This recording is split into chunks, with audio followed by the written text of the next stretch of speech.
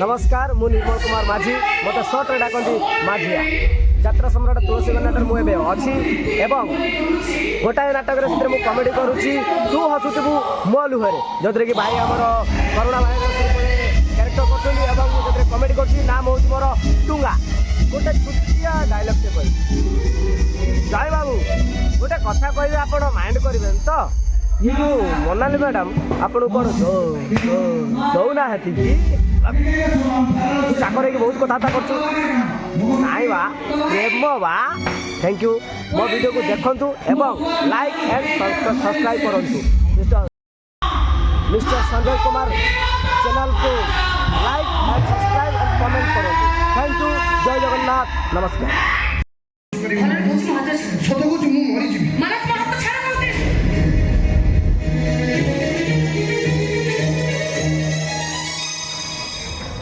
जय बाबू थंडा पानी ग्लास आनी पी दिंतु मुंड थंडा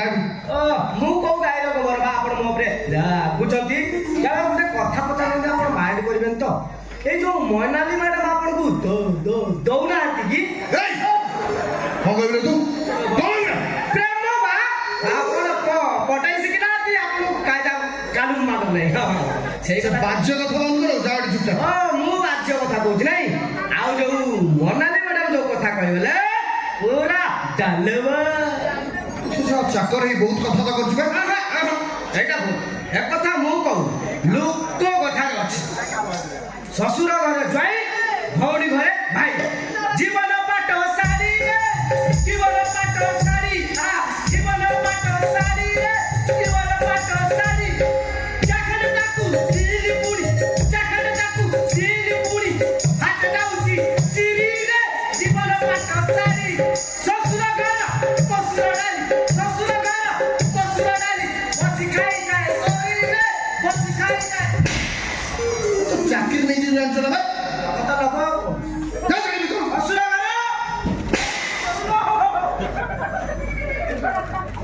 भाई बाबू मोनाली मैडम आपको दौड़ा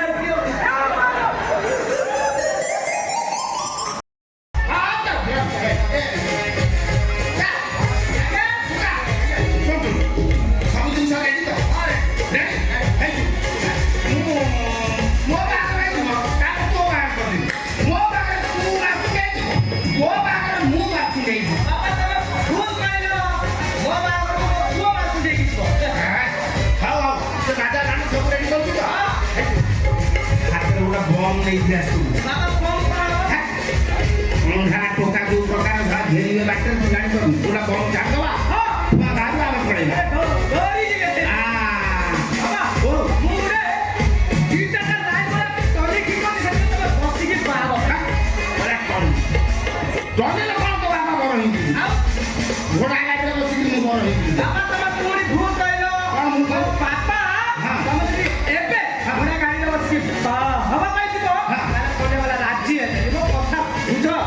राइट राइट को भागो दिगु हेसु आमे ए गळी जाई पळैला बुझिन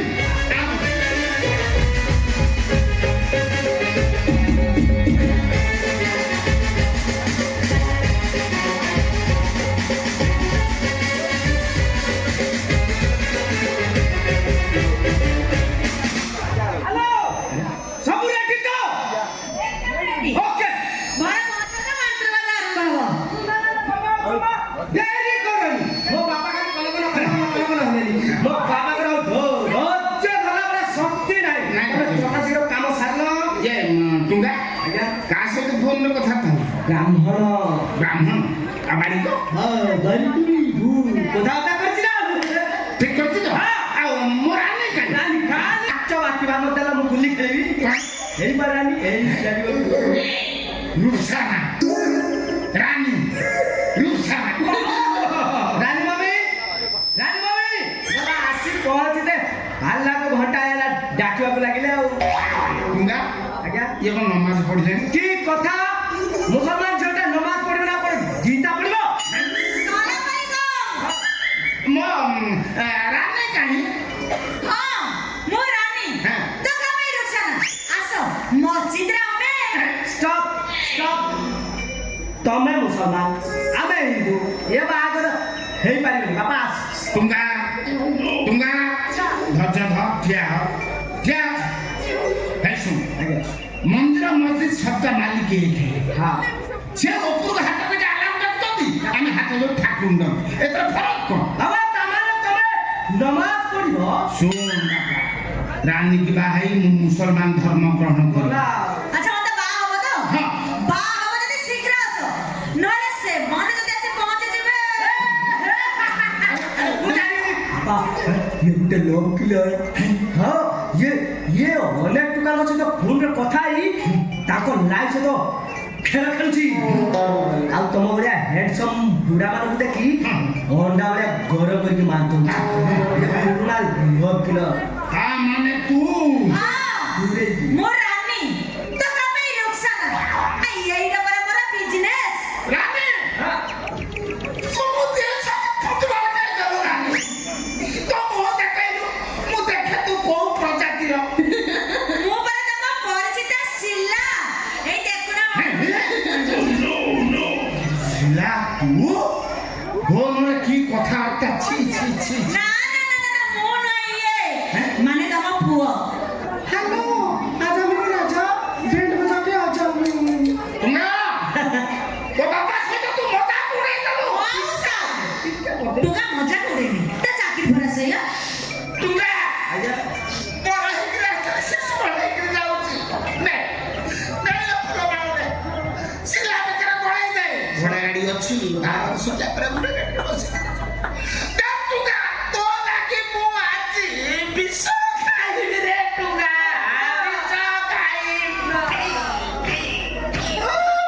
ବିଷ ବିଷ ଖାଇବୁ ଦୁଃଖରେ ପଳେଇଲେ ଚିନ୍ତା କରନି ନିଜ ଝିଅକୁ କହୁଛନ୍ତି ବା ଆଉ ମୁଁ କଣ ଗାତକୁ ଯିବି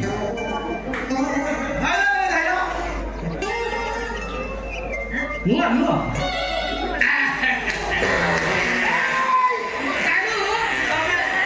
ତମେ ପାରିଲ ହଁ ପଳେଇଲ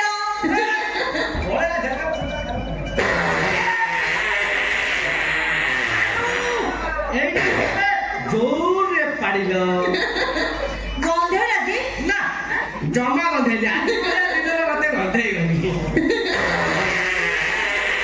କଥା ବୁଝିପାରୁନି ମୁଁ କହୁଛି ତମେ ପାଡ଼ନି ଜମା ପାଡ଼ନି ତମେ ମାଇକ୍ ଦଉଛନି ନା ମୁଁ ଯୋଉଦିନ ବୁଢ଼ା ଖାଏ ସେଇଦିନ ମୋର କିଳା ଭଳିଆ ଯାଏ